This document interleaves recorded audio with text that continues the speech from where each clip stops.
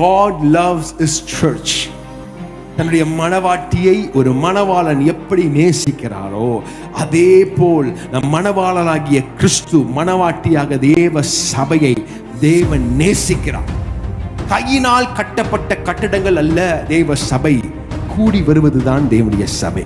நாம் தான் தேவனுடைய ஆலயமாக இருக்கிறோம். கர்த்தர் நம்மை நேசிக்கிறார், நம்மை விரும்புகிறார். ஆகவே தேவன் இயேசு கிறிஸ்து சீக்கிரம் வரப்போகிறார். அவர் யாருக்காக வரப்போகிறார் என்றால் தன் மணவாட்டியாகிய சபையை சேர்த்துக் கொள்வதற்காக அவர் இந்த பூமிக்கு வரப்போகிறார். ஆமென். அவருடைய முதல் வருகை பாவிகளுக்காக வந்தார். The first coming of Jesus Christ was for the sinners, பாவிகளுக்காக.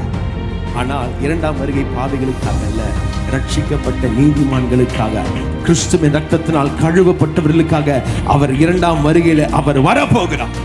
முதல் வருகைக்கும் இரண்டாம் வருகைக்கும் வித்தியாசம் உண்டு. முதல் வருகையில பாவிகளை ரட்சிக்கவே கிறிஸ்து இயேசு இந்த உலகத்திற்கு வந்தார். ஆனா இரண்டாம் வருகையில பாவிகளை ரட்சிப்பதற்காக அல்ல, பாவிகளை விடுதலையாக்குவதற்காக அல்ல, இயேசுவின் ரத்தத்தினால் கழுவப்பட்டு ஞானஸ்தானம் எடுத்து தேவ சபையில ஆண்டவருக்காக பிரகாசிக்கிற ஒவ்வொரு பேருக்காகவும் இயேசு கிறிஸ்து வர போகிறார். ஹல்லேலூயா. அவர் சீக்கிரம் வர போகிறார் என்று விசுவாசிக்கிறீங்க? கரங்களை உயர்த்தி ஆமென் சொல்லுவீங்களா?